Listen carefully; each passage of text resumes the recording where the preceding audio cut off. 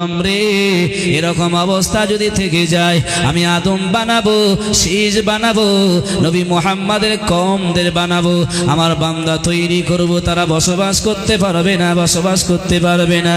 কলম তুমি চলে যাও জমিনের উপরে, লিখতে শুরু করে দাও, তুমি লেখো, আমার নামটা তুমি লেখা শুরু করে দাও। কলম জমিনে চলে এসেছে।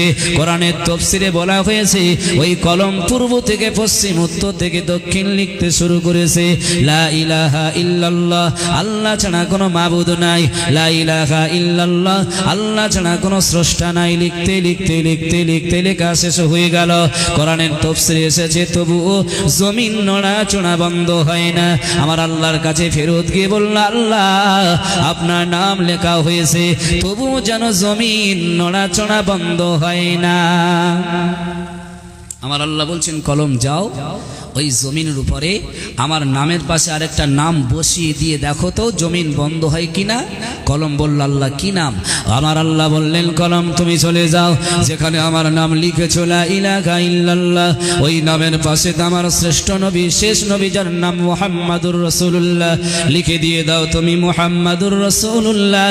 আল্লাহর কোরআনে এসেছে, তাফসীরে এসেছে, যখন মুহাম্মাদুর রাসূলুল্লাহ নাম লেখা হয়ে গেল, সঙ্গে সঙ্গে জমিন একেবারে স্তব্ধ হয়ে দাঁড়িয়ে পড়েছে। আর একবার জোরে জোরে বলেন সুবহানাল্লাহ। ও মুসলমান ভাইয়েরা, বাবাজিরা, আজকে আপনাদের কাছে কোরআন দিয়ে হাদিস দিয়ে বোঝাতে চাইবো, যারা নবীকে ভালোবেসেছে, নবীর সঙ্গে মহাব্বত রেখেছে, সে শয়নে হতে পারে, জাগরণে হতে পারে, নামাজে হতে পারে, ইবাদতে হতে পারে, খাওয়ায় হতে পারে, ব্যবসায় হতে পারে, বাণিজ্যতে হতে পারে, যারা নবীর সঙ্গে ভালোবাসা রেখেছে, কোরআনে এসেছে আমার আল্লাহ রাব্বুল আলামিন ওই মানুষদের দুনিয়ায় কোনো দুঃখ ব্যথা বেদনা কষ্ট রাখবে না, পরকালেও আল্লাহ তাদের জন্য সুখের ব্যবস্থা রেখে দিয়েছেন। একবার জোরে বলেন সুবহানাল্লাহ। আচ্ছা ভাই, আপনারা বেলাল সাহাবীর নাম শুনেছেন? বেলাল কি কালো ছিল না খুব পরিষ্কার ছিল? কালো কুৎসিত ছিল। বেলালের টাকা ছিল নাকি গরিব ছিল? আচ্ছা, বেলালের সম্মান একটা অট্টলিকা মানুষের থেকে কম না বেশি? কথা বলেন। বেলাল ছিল কালো কুৎসিত, ছিল অভাবী, গরিব, একটা কৃতদাস। তার থেকে যারা কোটি কোটি টাকা সম্পত্তি ছিল, তার থেকে তার সম্মান ছিল অনেক বেশি, ঠিক না বেঠিক? আচ্ছা, বেলালের সম্মান এত কেন হয়েছে আপনারা জানেন? কোরআন এসেছে, তাফসীর এসেছে, আমার বেলাল সাহাবী নবীকে সম্মান দিয়েছে বলে মহান আল্লাহ বেলালের সম্মান সারা বিশ্বে বাড়িয়ে দিয়েছেন। জোরে বলেন সুবহানাল্লাহ। একটু জোরে বলবেন না সুবহানাল্লাহ? কিভাবে সম্মান দিলেন? আপনার জ্ঞানী মানুষ, বিভিন্ন জায়গায় ওয়াজ শুনেছেন, আলোচনা শুনেন, মোবাইল টিভি টেলিভিশনে, আপনারা বলতে পারবেন সারা বিশ্বের জমিনে, আকাশ জমিন সারা পৃথিবীর জমিনে সর্বপ্রথম যিনি আজান দিয়েছিল তিনি কে? কথা বলেন। বেলাল না, তাফসীরে বলা হয়েছে যিনি সর্বপ্রথম আজান দিয়েছিলেন তিনি হলেন ফেরেশতাদের বড় ফেরেশতা, যার নাম হলো জিবরিল। ওই ফেরেশতা জিবরিল আসমানে দাঁড়িয়ে দাঁড়িয়ে মহান আল্লাহর আদেশে আজান দিয়েছিলেন, আল্লাহু আকবার। আর ওই আজানের ধ্বনি আমার আপনার নবীর কর্ণে পৌঁছেছেন, আর নবী সেই আজানের ধ্বনি মুখস্থ করে বেলালকে শিখিয়ে দিয়েছে। অতএব বেলাল পৃথিবীতে প্রথমবারের মতন পৃথিবীতে আজান দিয়েছেন বেলাল, আর বেলালের আগে আকাশ জমিনের মধ্যে আজান দিয়েছিলেন জিবরিল আমিন। জোরে বলেন সুবহানাল্লাহ। বেলাল কতটা ভালোবেসেছিল লক্ষ্য করেন। আমার আল্লাহ পাক বললেন, নবী তুমি চলে যাও কাবা প্রাঙ্গণে, কাবাতে গিয়ে মানুষদের ডাক দাও, আহ্বান করো নামাজের মাধ্যমে। ভাইরা বাবাজিরা, বেলাল সাহাবীকে নিয়ে আমার আপনার নবী, সোনার নবী, মায়ার নবী, মমতা ভরা নবী অন্যান্য সাহাবীদের নিয়ে চলে গেলেন কাবা শরীফের চত্বরে। বেলালকে বললেন, বেলাল রে তুমি আর দেরি করো না, আজান দিয়ে দাও, আমার আজান দিয়ে দাও, আল্লাহর ধ্বনি তুমি শুরু করে দাও। বেলাল কাবা শরীফের ছাদের উপরে উঠে দাঁড়ালেন, আজান দেবেন, আল্লাহু আকবার বলে আজান দেবেন। ও ভাইয়েরা বাবাজিরা, দমদমা গ্রামের মানুষেরা সত্যি কথা বলবে, আপনাদের এলাকার মুয়াজ্জিনরা যখন আজান দেয় পূর্ব দিকে না, দক্ষিণ দিকে না, পশ্চিম দিকে মুখ করে? যদি কোনো মুয়াজ্জিন একবার উত্তর দিকে মুখ করে নামাজ আজান দেয় জুমার দিনে, লোক বলবে মুয়াজ্জিনের মাথা খারাপ হয়ে গেছে, ঠিক না বেঠিক? ঠিক তো নাকি? এখন বেলালকে যখন নবী বললেন আজান দাও, বেলাল কাবা শরীফের ছাদের উপরে উঠলেন। তাফসীরের ঘটনা, বেলাল উঠে দেখছে যে আমাকে নবী আজান দিতে বলেছেন, কিন্তু কোন দিকে মুখ করে আজান দেব? কাবা তো আমার নিচে, যদি আজান দিতে হয় কাবাকে সামনে রেখে আজান দেব, কিন্তু কাবা তো আমার সামনে নাই। ভাইরা বাবাজিরা, বেলাল এবারে লক্ষ্য করে দেখছেন, উত্তর দিকে দেখেন কিছুই নাই, ও পূর্ব দিকে দেখেন কিছুই নাই, দক্ষিণ দিকে দেখে কিছুই নাই, পূর্ব দিকে দেখে কিছুই নাই, পশ্চিম দিকে দেখে কিছুই নাই। বেলাল খুঁজতে খুঁজতে আবার কানে হাত দিয়ে দাঁড়িয়ে রয়েছে আজান দেবেন। অটোমেটিক কিছুক্ষণ পরে লক্ষ্য করে বেলাল চিন্তা করলেন, আমি রাসূলুল্লাহর সাহাবী হযরতে বেলাল হতাম না যে নবী না আসলে কাবা শরীফে দাঁড়িয়েছি, এই কাবা তৈরি হতো না, আমি বেলাল যে আজান দেব আজানও তৈরি হতো না যে নবী না আসলে। অতএব আমার সামনে কাবাকে রেখে আজান দেওয়াটা জরুরি, কিন্তু কাবার উপরে দাঁড়িয়েছে, আমি কোন দিকে মুখ করে আজান দেব? ও ভাইয়েরা বাবাজিরা, বেলাল আর দেরি করলো না, সঙ্গে সঙ্গে সঙ্গে খুঁজতে লক্ষ্য করলো আমার আপনার নবী, সোনার নবী মুহাম্মাদুর রাসূলুল্লাহ যেই দিকে না দাঁড়িয়ে রয়েছে, নবীর দিকে মুখ করে বেলাল আজান শুরু করে দিয়েছে। একবার জোরে জোরে বলেন সুবহানাল্লাহ। আজান শেষ হয়ে গেল, নবী বেলালকে বললেন, বেলাল তুমি সত্যি কথা বলবে, আজান দিতে গেলে কাবা শরীফের দিকে মুখ করে দিতে হয়। ও বেলাল, তুমি কাবার ছাদে উঠলে আজান দেওয়ার জন্য, কিন্তু আমার দিকে মুখ করে তুমি আজান দিয়েছো কেন? বেলাল বললেন, ইয়া রাসূলুল্লাহ, ইয়া হাবিবাল্লাহ, হুজুর আপনি হলেন কাবার থেকে কাবা, বড় কাবা, তাই আমি বেলাল আপনাকে এত ভালোবাসি, মহাব্বত করি, আপনি যেখানে থাকবেন আমি বেলাল সেখানে আপনাকে পিছনে রেখে আজান দিই কি করে? তাই আমার মনে ধারণা হলো যে রাসূল না হলে কাবা হতো না, যে নবী না হলে আমি বেলাল হতাম না, সেই বেলাল আমি রাসূলের সামনে রেখে কাবা থেকে সম্মান দিয়ে আমি আজান দিয়ে দিয়েছি। আর একবার জোরে বলা যাবে কি সুবহানাল্লাহ? ভাইরা বাবাজিরা, জিবরিল আমিন আর দেরি করলো না, সঙ্গে সঙ্গে চলে এলো, নবীকে বললেন, ইয়া নবী, ও আল্লাহর নবী মুহাম্মাদুর রাসূলুল্লাহ, আপনি বেলালকে শুনিয়ে দেন, বেলালকে জানিয়ে দেন, বেলাল আপনাকে সম্মান দিয়েছে বলে মহান আল্লাহ রব্বুল আলামিন বেলালের সম্মান আল্লাহ এত পরিমাণ বাড়িয়ে দেবেন, গোটা বিশ্বের মানুষ ওই বেলালকে সম্মান দিতে থাকবে। আর একবার জোরে জোরে বলেন সুবহানাল্লাহ। ওই জন্য মহান আল্লাহ বলেছেন, কুল ইন কুনতুম তুহিব্বুনাল্লাহ ফাত্তাবিউনি ইউহিব্বুকুমুল্লাহ। নবীকে যারা সম্মান দিতে শেখে, যারা নবীকে সম্মান দেয়, আমি আল্লাহ বলছি ওই নবীর সম্মান দেওয়ার কারণে আমি আল্লাহ আমার সম্মান দেওয়া হয়। একবার জোরে বলেন সুবহানাল্লাহ। একবার মহাব্বতে দরুদ, আল্লাহুম্মা সাল্লি আলা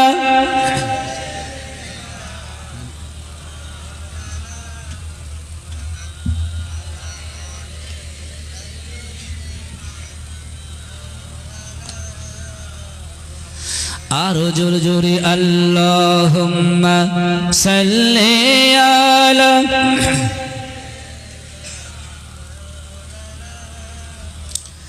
ওয়া আলা আলি সাইয়্যিদিনা। এলেন সবার শেষে হে প্রিয় রাসূল, আমিনার ভাঙা ঘরে তুমি ফোটা ফুল, আমিনার ভাঙা ঘরে তুমি ফোটা ফুল।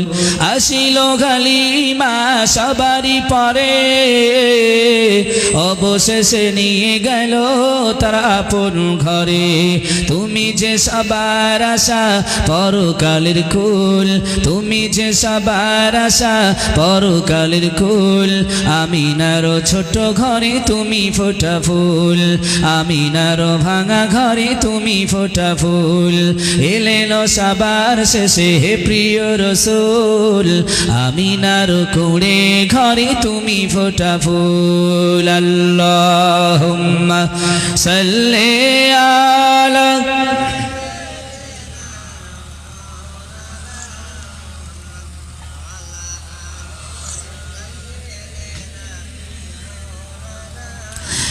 তোমারি গুণগান সারা দুনিয়ায়, মাতুয়ারা হলাম তোমারি সোয়ায়। তোমারি গুণগান সারা দুনিয়ায় মাতুয়ারা হলাম তোমারই ছোঁয়ায় সৃষ্টির বুকে তুমি উম্মতের বুলবুল সৃষ্টির বুকে তুমি উম্মতের বুলবুল আমিনার ছোট্ট ঘরে তুমি ফোটা ফুল আমিনার ছোট্ট ঘরে তুমি ফোটা ফুল এলেন সবার শেষে হে প্রিয় রসূল এলেন সবার শেষে হে প্রিয় রসূল আমিনার ভাঙা ঘরে তুমি ফোটা ফুল আল্লাহুম্মা সাল্লি আলা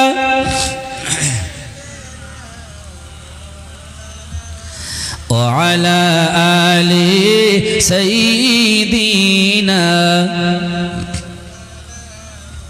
ভাইরা বাবাজিরা আজকে আলোচনা করব নবীকে যারা সম্মান দিয়েছে নবীকে যারা সম্মান দেবে বর্তমানে অতীতে ভবিষ্যতে আমার আল্লাহ রাব্বুল আলামিন তাদের সম্মান এই দুনিয়ায় বাড়িয়ে দেবে হাসরের ময়দানে বাড়িয়ে দেবে কিয়ামতের দিনও বাড়িয়ে দেবে যারা নবীকে সম্মান দেবে মহান আল্লাহ রাব্বুল আলামিন কেমন তাদের সম্মান দেয় লক্ষ্য করেন ও ভাইরা বাবাজিরা নবীর সম্মান কারা দিয়েছে কেমন অবস্থায় দিয়েছে বলতে গিয়ে ছোট্ট একটা ওয়াকিয়া মনে পড়ে গেছে কিতাবের আলোচনা রয়েছে মিশকাতুল মাসাবি পড়েছে তাফসীরের কিতাব পড়েছে অনেক হাদিসের গ্রন্থ পড়েছে একটা ওয়াকিয়া মনে পড়েছে আমার আপনার নবীর সাহাবী হযরতে বেলাল যখন মদিনার মসজিদে আযান দিতেন হাইয়া আলাস সালাহ হাইয়া আলাল ফালাহ যখন বলতেন মানুষেরকে ডাক দেওয়া হতো তোমরা নামাজের দিকে এসো নামাজের দিকে এসো মানুষেরা নামাজের দিকে চলে আসতো একদিন বেলাল আযান দিলেন ফজরের সময় বললেন হাইয়া আলাল সালাহ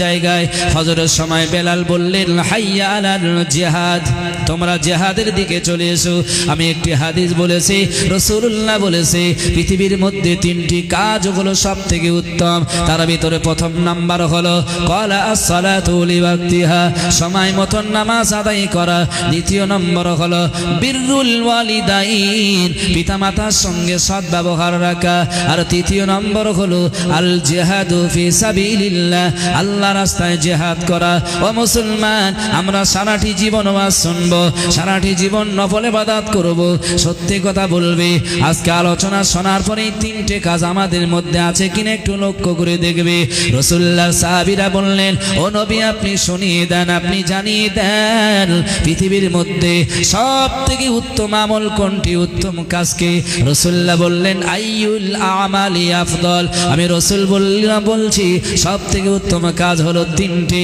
তার ভিতরে প্রথম নাম্বার হলো ক্বালা আস-সালাতু লিওয়াক্তিহা সময় মতো নামাজ আদায় করা ও মুসলমান সত্যি কথা বলবে আমরা নবীকে ভালোবাসি আল্লাহকে ভালোবাসি কিন্তু সময় মতো নামাজ আমাদের হয় কিনা বলেন হয় কি বলে মনে হয় ভাইরা বাবাজিরা রাসূলুল্লাহ বলেছে বিররুল ওয়ালিদাইন পিতামাতার সঙ্গে সদ্ব্যবহার রাখা আর পিতামাতার সঙ্গে সদ্ব্যবহার যখন রাখবে সেটাই হলো সবথেকে উত্তম আমল আর তৃতীয় নম্বর বললেন আল জিহাদু ফি সাবিলিল্লাহ আল্লাহর রাস্তায় জিহাদ করা ও ভাইরা বাবাজিরা আমি যে ওয়াকিয়া বলছিলাম তাফসীরের ঘটনা হাদিসের ঘটনা আল্লাহর নবীর সাহাবী হযরতে বেলাল আযান দিয়েছে হাইয়া আলাস সালার জায়গায় বললেন হাইয়া আলাল জিহাদ তোমরা নামাজের দিকে এসো না বরং তোমরা এখন জিহাদের দিকে চলে এসো বেলালের আযান শুনে একজন মহিলা মদিনার মসজিদের পাশে এসে নামাজ আদায় করতেন কিন্তু যখন ওই আযানের ওই শব্দ শুনেছে হাইয়া আলাল জিহাদ ওই মহিলা বিছানা ছেড়ে দিয়ে বসে বসে এত কান্না কাঁদে তার একটা সন্তান ছিল 7 বছরের ছেলে মায়ের এই কান্না দেখে জিজ্ঞাসা করলো ওগো মা আপনি এত কান্না কেন কাঁদেন এত কান্না কেন কাঁদেন আমার আব্বা দুনিয়ায় বেঁচে নাই আমার কোনো ভাই নাই আমার কোনো প্রতিবেশী আত্মীয় সহযোগিতা নাই ওগো মা জননী আপনি আমাকে নিয়ে রাতে বেলা থাকেন আজকে আপনি রাতে বেলা এত কান্না কেন কাঁদেন আপনি কি বলবেন সন্তানের কথা শুনে মা বলল বেটা রে আজকে মদিনার মসজিদে বেলাল আযান দিয়েছে আশহাদু আন্না মুহাম্মাদার রাসূলুল্লাহ বলার পরে পরে বেলাল বললেন ক্বালা আসসালা আইয়ুহাল জিহাদ, রাসূলুল্লাহর সাহাবী বেলাল বললেন হাইয়া আলাল জিহাদ, জিহাদের জন্য যেতে। ওগো বেটা, তোমার বয়স মাত্র 7 বছর, তুমি হয়তো জানোনি তোমার আব্বা জান আজ থেকে এই বেলালের আজানটা কয়েক মাস পূর্বে বেলাল ডেকেছিল। মদিনার মসজিদে যখন ডেকেছিল তোমার আব্বা আমাকে বলেছিল, বিবি রে, রাসূলের জন্য জিহাদে যেতে হবে। রাসূল বলেছে যারা নবীকে ভালোবাসবে, রাসূল শুনিয়েছে যারা নবীকে ভালোবাসতে চায় তাদের বিবির থেকে বাচ্চা থেকে বেশি করে ভালোবাসা লাগবে। মা বলল, বেটা, ওই আজান শোনার পরে তোমার আব্বা মা কি বলেছে, ওগো বিবি তুমি তলোয়ারিটা দাও, আমি নবীর সঙ্গে জিহাদে চলে যাব। বেটা, তোমার আব্বা আজ থেকে কয়েক মাস হয়ে গেছে জিহাদের জন্য তলোয়ারি নিয়ে চলে গিয়েছিল, আজও পর্যন্ত তোমার আব্বা ঘরে ফিরেনি। রাসূলের সঙ্গে যুদ্ধে গিয়ে জিহাদে তিনি শহীদ বরণ হয়ে গেছে। ওরে বেটা রে, আমি ওই দুঃখে কাঁদি না, ওই দুঃখে আমি আজকে কাঁদি না, আমি কাঁদছি আজকে বেলাল আজান দিয়ে বলছে আই হাইয়া আলাল জিহাদ, তোমরা জিহাদের জন্য এসো। আমি মহিলা দেখছি আমার স্বামী দুনিয়ায় নাই, জিহাদে কে যাবে? আমার সেই প্রাপ্ত কোনো ছেলে নাই, প্রাপ্ত কোনো ভাই নাই, তাকে জিহাদের জন্য পাঠিয়ে দেব। কারণ আমি তোমার মা নবীকে এত ভালোবাসি, মহব্বত করি, নবীকে এত ভালোবেসে ফেলেছি। যদি জিহাদে কাউকে পাঠিয়ে দিতাম আমি মা জননী আমার মনটা আনন্দিত হতো। আজকে কেউ নেই, তাকে জিহাদে পাঠাবো জন্যই আমি তোমার মা জননী কানতে লেগেছি। আজকে তোমার আব্বাও যদি থাকতো আমি জিহাদের ময়দানে পাঠিয়ে সঙ্গে সঙ্গে আমার মনটা খুশি হয়ে যেত। আজ রাসূলের জন্য জিহাদে যাবার বেলাল ডাক দিয়েছে, আমার মনটা বড় দুঃখিত, কষ্টে পড়েছে, কেউ নেই প্রাপ্ত যে তাকে জিহাদের জন্য পাঠিয়ে দেব। সঙ্গে সঙ্গে ছোট্ট ছেলে, 7 বছরের ছেলে বলছে, মা যদি আপনি কিছু না মনে করেন, আমি 7 বছরের ছেলে, আমি রাসূলের সঙ্গে জিহাদে গিয়ে মুজাহিদ হতে চাই। জোরে বলেন সুবহানাল্লাহ। মায়ের কান্না বন্ধ করে ছেলেকে নিয়ে মদিনার মসজিদে নববী শরীফের দিকে চলে যাচ্ছে। ভাইরা বাবাজিরা, মা ওই ছোট্ট ছেলে, 7 বছরের ছেলে কোলে করে বুকে করে নিয়ে নবীর দরবারে মদিনার মসজিদের কাছে পৌঁছে গেল।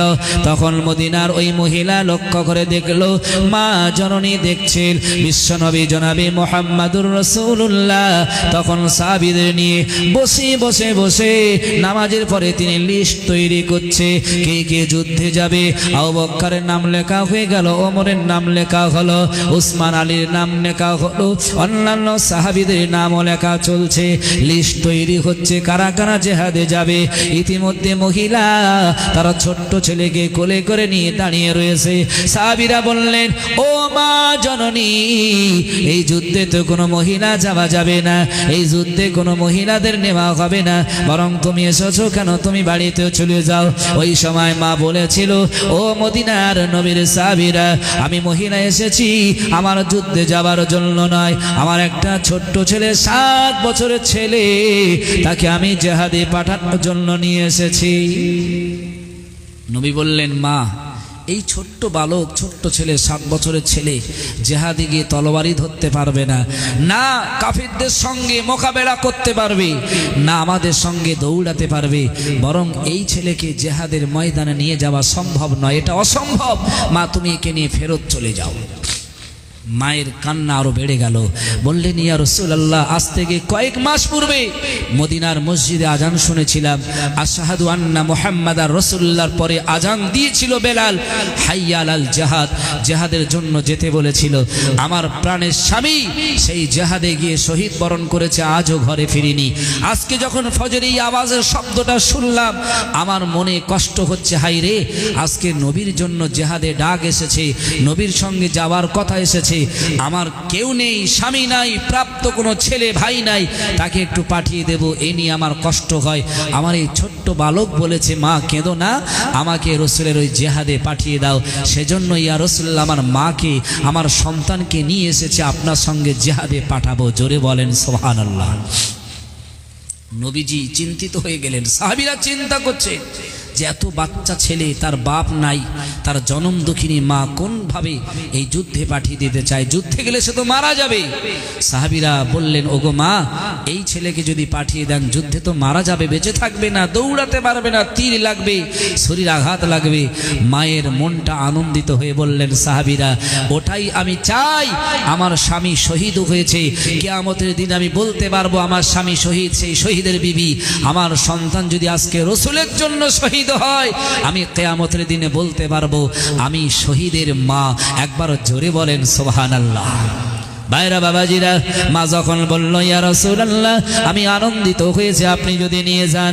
রাসূলুল্লাহ এবারে বললেন, না না না, এটা সম্ভব নয়। তোমার ছোট্ট ছেলে তলোয়ারি ধরতে পারবে না, জিহাদে দৌড়াতে পারবে না, জিহাদের ময়দানটা অনেকটা রাস্তা, 7 বছরের ছেলে দৌড়ে যেতে পারবে না, হাঁটতেও পারবে না। মা তখন বলল, ওগো আল্লাহর নবী, ও আল্লাহর হাবিব, আল্লাহর নবী গো, আপনি যদি কিছু না মনে করেন, আমি জনম দুঃখিনী মা একটা কথা বলবো। রসুল বললেন, ও মা, কি বলতে চাও বলো। ওই সময় মদিনার মহিলা বলেছিল, ইয়া রাসূলুল্লাহ, আপনি তো আমার সন্তান কি বলছেন জিহাদে তলোয়ারি ধরতে পারবে না। আমি জানি এটা ঠিকই, কাফেরদের সঙ্গে দৌড়াতে মোকাবেলা করতে পারবে না, এটাও ঠিকই। ইয়া রাসূলুল্লাহ, যদি আপনি কিছু না মনে করেন, আমার একটা দাবি রয়েছে, আবেদন রয়েছে, আপনি যদি গ্রহণ করেন। রসুল বললেন, ও মা, তুমি কি দাবি করতে চাও, কি বলতে চাও? সাহাবীরা সবাই শুনতে লেগেছে। মদিনার মহিলা, ওই জনম দুঃখিনী মা রসুলকে বললেন, ইয়া রাসূলুল্লাহ, আপনি যখন জিহাদে যাবেন, মক্কার কাফেররা আপনাকে দেখে তীর ছুড়বে, আপনার নরম হৃদয়ে, কোমল মনে স্পষ্ট হয়ে যাবে, তীরের আঘাত হয়ে যাবে, রক্ত ঝরঝর করে ঝরবে। ইয়া রাসূলুল্লাহ, যদি আপনি মনে না করেন, আমার এই সন্তানটাকে আপনি নিয়ে যান ওই যুদ্ধের ময়দানে। যেদিন থেকে আপনার যেদিক থেকে কাফেররা তীর ছুড়বে, ডান দিক থেকে যখন তীর ছুড়বে, আপনি আমার এই ছোট্ট ছেলে, 7 বছরের ছেলেকে দুটো বাহু ধরে উঁচু করে ধরে রাখবেন, আপনার গায়ে তীর লাগবে না। ওই কাফেরদের তীরগুলো আমার ছোট্ট বাচ্চার বুকে, পেটে আঁকড়ে ধরবে, তীরগুলো লাগবে। আমি জনম দুঃখিনী মা, আমি আমার সন্তানটাকে আপনাকে পাহারা দেওয়ার জন্য, ঢাল বানানোর জন্য আমার সন্তানটাকে দিতে চাই। সাহাবীরা সবাই চোখের পানি এসে গেল। একই জনম দুঃখিনী মা, যার আব্বা দুনিয়ায় নাই, কি ব্যাকুল, কি ব্যথা বেদনা। আবার যে ছেলেটার মা তাকে সঙ্গে নিয়ে মরণের জন্য, জিহাদের জন্য পাঠিয়ে দিল। মা বলল, রসুল, আপনি যদি মনে না করেন, আবার আপনি যখন যুদ্ধের ময়দানে থাকবেন, কাফেররা বাম দিক থেকে তীর ছুড়বে আপনাকে, আমার সন্তানটাকে যদি আপনি বাম দিকে ধরেন, সন্তানের বুকে, পেটে কাফেরদের তীরগুলো লাগবে, আপনার গায়ে লাগবে না। আমার সন্তান শহীদ হয়ে যাবে। কিয়ামতের দিন হাসরের প্রান্তরে আমি মা জননী বলতে পারবো, আল্লাহ, আমি শহীদের মা ছিলাম। রসুলের ভালোবাসায় আমার স্বামীও চলে গেছে, রসুলের ভালোবাসায় আমি যেতে না পারলে আমার 7 বছরের ছেলেটাকে যুদ্ধের ময়দানে রসুলের ঢাল বানিয়ে শহীদ বরণ করিয়েছে। সেই দিন রসুলের ভালোবাসা থাকলে নিশ্চিত এই দুনিয়ার থেকে ভালো জায়গা পাবো। একবার জোরে জোরে বলেন সুবহানাল্লাহ। আমাদের ঘরের ছেলেদের যদি এই 7 বছরের ছেলে খেলছিল, এখন খেলতে খেলতে যদি কেউ তাকে মারে, আর আমাদের ছেলেরা যদি কাঁদতে কাঁদতে ঘরে ফেরে, ভাই আমরা অ্যাকশন নেব না কি করবো বলেন তো দেখি? নেব তো নাকি? এই আমার ছেলের মাল্যকে বার হয়ে আগে অ্যাকশন শুরু করবে। এই আমার ছেলেকে মারলো কে? আদরের ছেলে, বহু যত্ন করে তাকে খাওয়াই, মানুষ করি, মারলি কে? রসুলের জন্য মা বললেন, ইয়া রাসূলুল্লাহ, আমার ছেলেকে নিয়ে যান, কাফেররা তীর ছুড়বে আপনাকে দেখে, আমার সন্তানটাকে ওদিকে ধরবেন, আর কাফেরের তীর আপনার গায়ে লাগবে না, আমার সন্তানের গায়ে বিদ্ধ হবে, সন্তান মারা যাবে, শহীদ বরণ করবে। আমি কিয়ামতের দিন শুধু রসুলের ভালোবাসায় বলতে পারবো, আমি একটা শহীদের মা। জোরে বলেন সুবহানাল্লাহ। রসুল নিতে চাইছে না, সাহাবীরাও নিতে চাইছে না, তবুও বলছেন, মা এটা কি করে সম্ভব? আমাদের চোখের সামনে ছোট্ট বালককে তীর বিদ্ধ করব, তাকে শহীদ বরণ করিয়ে দেব, এটা কি করে সম্ভব? নিতে চাইছে না। ভাইরা বাবাজিরা, কিছুক্ষণ পরে জিবরিল আমিন চলে এলো। জিবরিল আমিন এসে বললেন, ওগো আল্লাহ নবী, আল্লাহর হাবিব, আপনি রাগ কাঁদবেন না, আপনি মনে দুঃখ নেবেন না, আপনি জানেন কি শোনেন কি জানেন না, মহান আল্লাহ রব্বুল আলামিন ফেরেশতাদের নিয়ে মিটিল মাশওয়ারা করেছে। এই যে ছোট্ট বাচ্চা ছেলেটা আপনি জিহাদে নিতে চাইছেন না, জিহাদে নেবেন না, না না না, মহান আল্লাহ রব্বুল আলামিন এই ছোট্ট বালকের নাম আল্লাহ জান্নাতে মুজাহিদ হিসাবে গ্রহণ করে লিখে লিখেছে। আর একবার জোরে জোরে বলেন সুবহানাল্লাহ।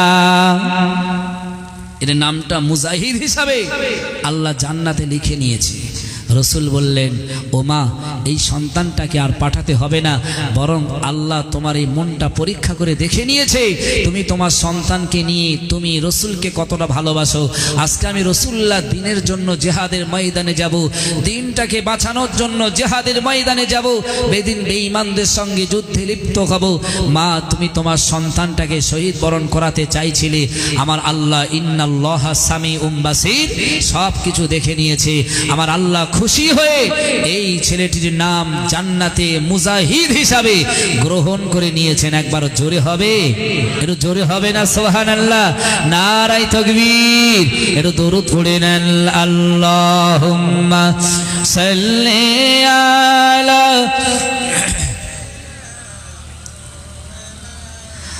ওয়া আলা আলি সাইয়্যিদিনা। নবীর মায়া নাই কো তোমার, নবীর মায়া নাই কো তোমার, কেমনে দুঃখ দাও যে আবার। নামাজ পড়ো রোজা রাখো প্রথম ঘাঁটি কাফনে, নামাজ পড়ো রোজা রাখো প্রথম ঘাঁটি কাফনে। নবী বীরে কে তোরাবে ফুলসিরা তুমি জানে, নবী বিনে কে তোরাবে ফুলসিরা তুমি জানে। চলো চলো চলো মুমিন চলো নবীর সন্ধানে, নবী বিনে কে তোরাবে ফুলসিরা তুমি জানে। দুরূদ আল্লাহুম্মা সাল্লি আলা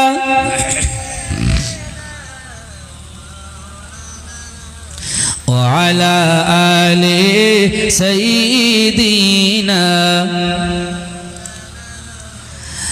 এমন এতিম নবী আমার, পিতা মাতা নাই কো তাহার। এমন এতিম নবী আমার, পিতা মাতা নাই কো তাহার।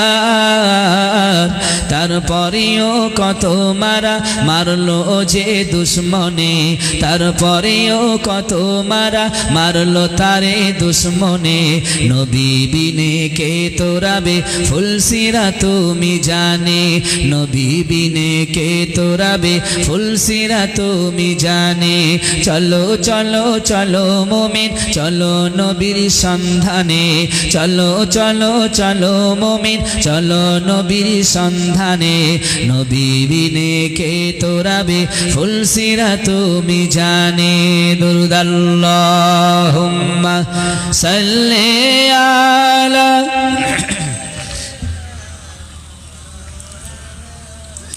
ওয়া আলা আলি সাইয়্যিদিনা। ভাই সত্যি কথা বলবে, রসুলের ভালোবাসা আজ আমাদের মনে আছে না নেই? কথা বলেন। ছিল বলেই মাহফিলে বসেছেন, ঠিক না বেঠিক? আর যাদের ভালোবাসা বিড়ির সঙ্গে, তারা কিন্তু দেখবেন এখনো সাইডে বসে টানছে বিড়ি, ঠিক না বেঠিক? ওরা মনে করছে টেনশন হয়েছে, বিড়ি খেয়ে একটু টেনশন কমাই। আচ্ছা, বিড়ি খেয়ে টেনশন বাড়ে না কমে? সত্যি কথা বলেন তো। বিজ্ঞান বলছে বিড়ি খেয়ে আরও টেনশন বেড়ে যায়, টেনশন কমে না।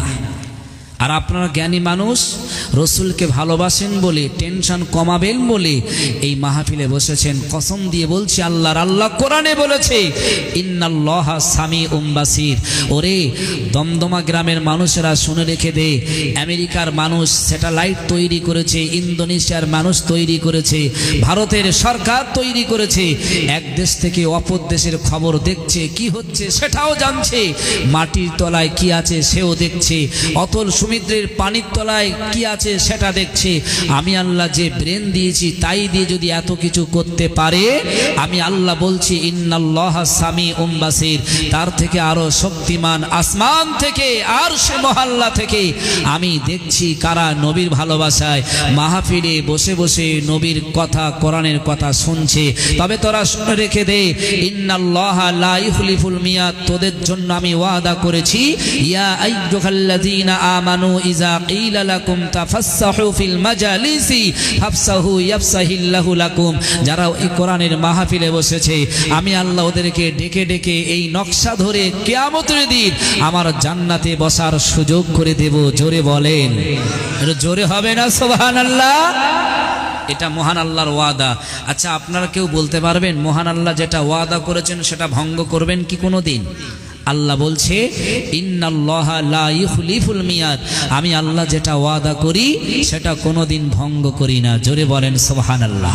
অতএব নবীর ভালোবাসা রাখেন, দেখবেন আমি আপনি আপনারা দুনিয়াতে শান্তির জায়গা খুঁজে পাবো, শান্তিতে থাকতে পারবো, আর কিয়ামতের দিন হাসরের প্রান্তরে নবীর ভালোবাসার জন্য জান্নাতে যেতেও পারবো। ঠিক না বেঠিক?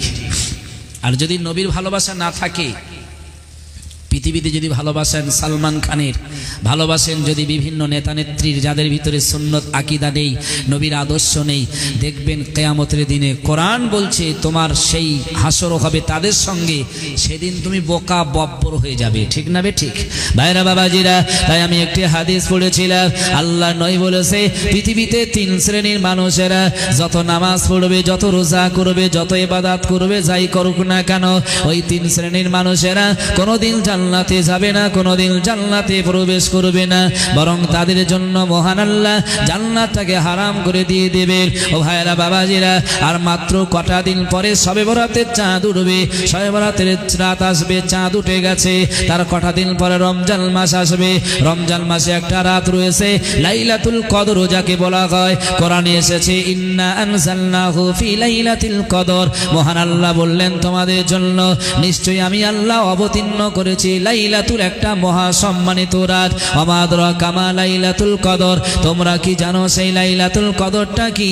মহান আল্লাহ বললেন লাইলাতুল কদরি খায়রুম মিন আলফি শাহর, আমি আল্লাহ বলছি হাজার মাসের থেকেও ওই লাইলাতুল কদর রাতটা আরো বেশি উত্তম। একবার জোরে বলেন সুবহানাল্লাহ। হাজার রাতের থেকে, রাত্রে থেকে, মাসের থেকে উত্তম। আল্লাহ বললেন তানাজ্জালুল মালাইকাতু ওয়ার রূহু।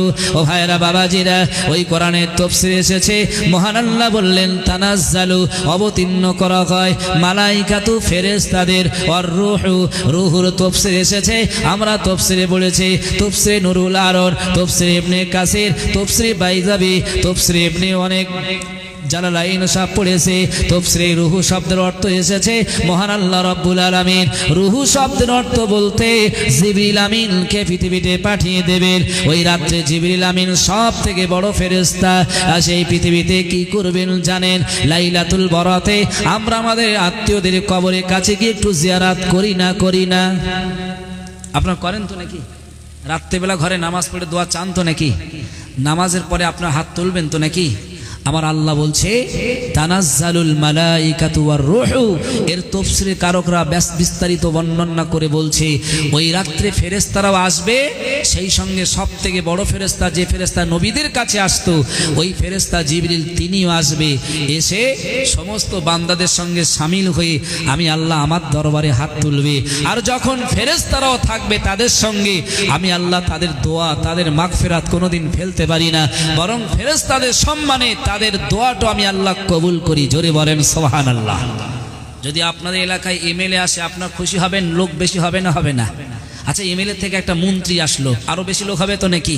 এই মন্ত্রী থেকে যদি চিফ মিনিস্টার আসলো, আরো লোক হবে তো নাকি? তার থেকে যদি প্রধানমন্ত্রী আসে, লোক কতটা হবে? তা মহান আল্লাহ বলছে ফেরেশতা তো আসবে, কিন্তু আসমান জমিনের যত ফেরেশতা রয়েছে সব ফেরেশতার যিনি বড় লিডার, সর্দার, যাকে বড় বানানো হয়েছে, সেই ফেরেশতা জিবরাইল ওই রাত্রেও তোমাদের কাছে আসে। আরেকবার জোরে বলেন সুবহানাল্লাহ। কিন্তু দুঃখ এক জায়গায়। এবারে বলবো দুঃখের কথা, রাগ হবে না তো আপনাদের? কয়েকবার তকবীর দান তো দেখি, নারাই তকবীর। মনে হয় এই আওয়াজ দিলে রাগ হবে, আরো জোরে বলেন নারাই তাকবীর। সত্যি কথা বলবেন, এলাকার ইমাম সাহেব বলেছিল যে লাইলাতুল কদর রাত্রে দোয়া করলে সব দোয়া কবুল হবে। আপনারা দোয়া চেয়েছেন, কিন্তু অনেকের দোয়া কবুল হয়নি, ঠিক না বে ঠিক? তাহলে ইমাম সাহেবের দোষ নাকি? ভাইরা বাবাজিরা, ভুলামায় বুঝবেন না, আজকে সমাজের বুকে আলোচনা মানে ওয়াজের মাহফিল, মানে কোরআনের মাহফিল, মানে নবীজি বসে বসে বলতেন কোরআনের মাহফিল মানে তোমাদের যাবার রাস্তাটা সহজ বানানোর জন্য, তোমরা জান্নাতে যাবে, কি করলে তোমাদের উপকার হবে এজন্য শোনার জন্য কোরআনের মাহফিল বানানো হয়। আর আজকে যদি আপনি মনে মনে করেন কোরআনের মাহফিলে যাব, কোরআন শুনবো না, কোরআনের মাহফিলে যাব, তাফসীর শুনবো না, আর তাফসীর না শুনে বিরাট বিরাট ঘটনা শুনে বাড়ি চলে যাব, সকাল হয়ে যাবে। আপনারা যে ব্যবসা করেন ব্যবসায় চলে যাবেন, যে কাজ করেন কাজে চলে যাবেন, যে দোকান চালান দোকান চালাতে চলে যাবে, যে ডাক্তার মাস্টার রয়েছে যে যার কাছে বেরিয়ে যাবে। একদিন, দুদিন, 3 দিন, 5 দিন পার হয়ে যাবে। আপনারা যদি 5 দিন পরে কেউ কাউকে জিজ্ঞাসা করে যে এই দক্ষিণ 24 পরগনা থেকে হাফিজ মাওলানা নুরুদ্দিন যে আলোচনা করেছিল তোমাদের মনে আছে নাকি? ও ভাইয়েরা বাবাজিরা, আমি যদি 2 ঘন্টা একটা ঘটনা বলে যাই, নিশ্চিত আমি বলে যেতে পারবো। কাহাবের ঘটনা বলতে পারবো, নবী সুলাইমানের ঘটনা বলতে পারবো, নবী মুহাম্মাদের ঘটনা বলতে পারবো, নবী ইউনূসের ঘটনা বলতে পারবো। 2 ঘন্টা ধরে আলোচনা শুধু ভক্তিদার ঘটনা বলে চলে যাব। আপনাদের লাভ হবে কি একটু লক্ষ্য করে দেখেন, সকাল হয়ে যাবে, আপনারা এই ঘটনা ভুলে যাবেন, মনে থাকবেন না। তাই রাসূল বলেছে, ও পৃথিবীর মানুষ তোমরা শুনে রেখে দাও, কোরআনের মাহফিলে বসো, বসার পরেতে তোমরা জান্নাতে যাবে না জাহান্নামে যাবে।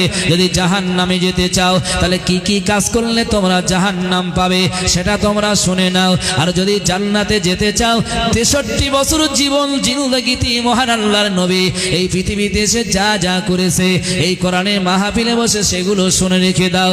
আর শোনার পরে জান্নাতে যাওয়ার জন্য সেই কাজগুলো যদি করো, আমি আল্লাহ বলছি নিশ্চিতই তোমাদের জন্য জান্নাতে যাওয়া সহজ হয়ে যাবে। আর একবার জোরে জোরে বলেন সুবহানাল্লাহ।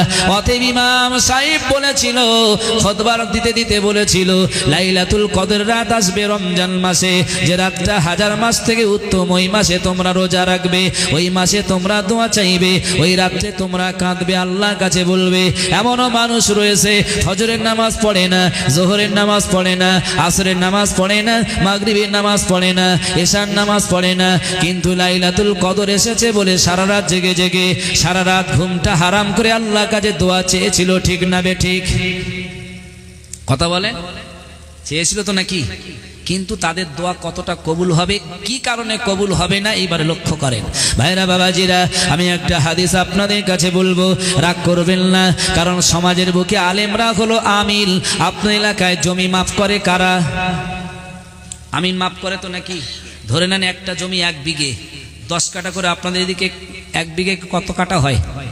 20 কাঠা। আমাদের ওদিকে তাই, কিন্তু আরো দূরে গেছি একটু বেশি হয়।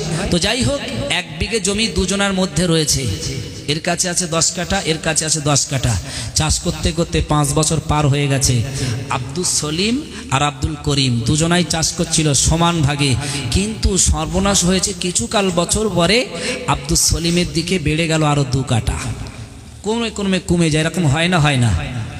আরে বছরে বর্ষাকাল আসলে কোদাল নিয়ে বার হয়, জমি বাড়ানোর একদম সহজ পন্থা, ঠিক না বে ঠিক? এখন বেড়ে গেল, একজনের হয়ে গেল 8 কাঠা, আর একজনের হয়ে গেল 12 কাঠা। এখন যার 8 কাঠা হয়েছে তার তো কষ্ট হচ্ছে, আমিন এনেছে, মাপ করছে, মেপে জমিটা সমান ভাগ করেছে। যার ভিতরে ছিল 12 কাঠা, সে যদি রাগ করে আমিনকে গালি দেয়, সর্বনাশ, আমার 12 কাঠা ছিল, কেন 2 কাঠা কমিয়ে দিল? এই রাগ করাটা বৃথা হবে না ঠিক হবে? কথা বলেন। নাকি অসুবিধা হচ্ছে? ভাইরা বাবাজিরা, রাগামাই করবেন না, ভুলামায় বুঝবেন না। শরিয়াতের আলেমরা হলো ওই রকম আমির, এরা কোরআন বলবে, হাদিস বলবে, যে ভুলগুলো আপনাদের কাছে ছিল বা হয়ে যাচ্ছিল তার জন্য আপনারা তার উপর রাগ করবেন না, ভুল বুঝবেন না, কারণ সেইটা থেকে সরে আসবেন, দেখবেন আল্লাহর কসম আপনি লাভবান হয়ে যাবেন। অতএব হাদিস শরীফে নবী বলছে, ইজতানিবুস সাবাল মুবিকাত, ও আমার সাহাবীরা, ও আমার উম্মতিরা, তোমরা লাইলাতুল কদরের দোয়া চাইবে। আল্লাহ রাব্বুল আলামিন এত দয়াশীল, তোমাদের লাইলাতুল কদর রাত্রের দোয়াটা কারেন্টের থেকে আরো কবুল করে নেবে আগে। তবে 7টা কাজ তোমাদের পরিবর্তন করতে হবে, এই 7টা কাজের মধ্যে তোমরা থাকলে হবে না। সাহাবীরা বললেন, ওয়া মা হুন্না, ও আল্লাহর নবী আপনি শুনিয়ে দেন ওই 7টা কাজ কি কি এমন রয়েছে যে কাজ করলে লাইলাতুল কদর রাত্রে দোয়া কবুল হবে না, যে কাজ করলে নামাজ কবুল হবে না, যে কাজ করলে হজ কবুল হবে না। আমার আপনার নবী সাহাবীদের সামনে রেখে বললেন, প্রথম নাম্বার হলো আশিরকু বিল্লাহ, যারা আল্লাহর সঙ্গে শিরক করবে, শিরক করার পরে যদি নামাজ পড়ো, শিরক করার পরে যদি লাইলাতুল কদরের দোয়া চেয়ে থাকো, শিরক করার পরে রমজান মাসে যদি রোজাও রাখো, কোনোদিন কবুল হবে না। কারণ কোরআনের 27 পারায় 2য় সাফায় প্রথম লাইনে আল্লাহ বলেছে, ওয়ালা তাজআলু মাআল্লাহি ইলাহান আখার, আমি তোমাদের মালিক, তোমাদের স্রষ্টা। আল্লাহ কোরআনের 3 পারায় 2য় সাফায় বললেন, আল্লাহু ওয়ালিয়ুল্লাযীনা আমানু ইখরিজুহুম মিনাজ যুলুমাতি ইলান নূর, তোমরা যদি নূর পেতে চাও, জান্নাত পেতে চাও, তাহলে একজন আল্লাহ স্রষ্টাকে তোমরা মেনে নাও। কোরআনের 27 পারায় 2য় সাফায় সূরার শেষ লাইনে মহান আল্লাহ বলেছে, ইন্নাল্লাহা হুয়ার রাজ্জাকু যুল কুওয়াতিল মাতিন, ওরে বান্দা শোনো রে, আমি আল্লাহ রাব্বুল আলামিন তোমাদের তৈরি করেছি, সৃষ্টি করেছি, তারপরেও আমি আল্লাহ তোমাদের রুজির ব্যবস্থা করে